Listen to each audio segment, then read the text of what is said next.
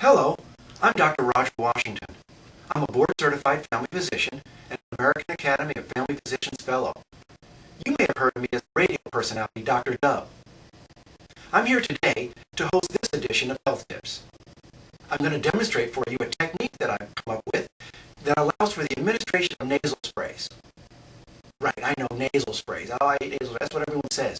They drip, they taste bad. No, not anymore. I'll demonstrate the technique for you in a moment, but first let me show you the nasal passages point straight back towards the rear of the head. I'm going to graphically illustrate that for you now with this Q-tip. You see, this Q-tip can be placed straight back into the nose because the passages point in that direction. And there's plenty of room to accommodate our nasal spray as well. A little earlier today, I prepared a similar demonstration for the other side. You see, this whole time, there's been room to accommodate the nasal spray and the Q-tip. So we're going to point our nasal spray in the same direction, backwards. So let's do that now. Fingers across the top, thumb across the bottom, and tip it backwards into the nose, straight back. You may want to use a mirror to orient yourself at first until you're accustomed to the technique, but you'll point it straight back with fingers against the face.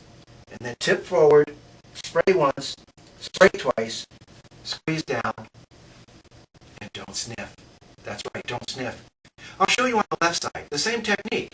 You see, fingers across the top and thumb across the bottom, tip it back straight into the nose, fingers against the face to keep the same orientation so that when you squeeze the bottle, you don't jerk it to one side or tip it up, in which case it's going to drip.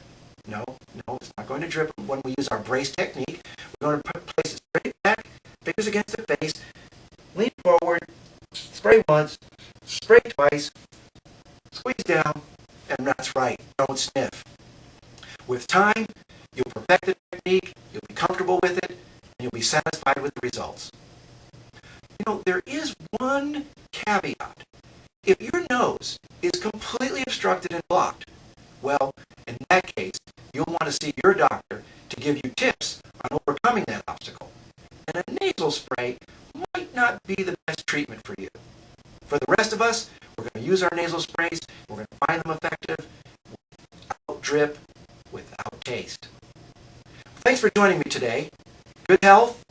Goodbye.